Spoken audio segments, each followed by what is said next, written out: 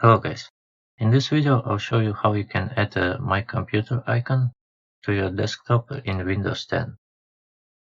All you need to do is just right click on your desktop on empty space, then click on Personalize and click on Themes. Underneath Related Settings, click on Desktop Icon Settings and check the box next to Computer. Then click Apply and OK.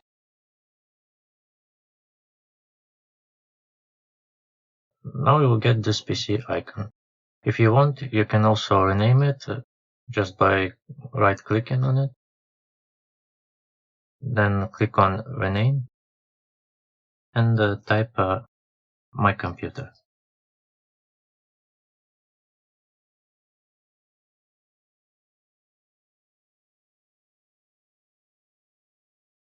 That's how you can add My Computer icon to your desktop in Windows 10. Thank you for watching.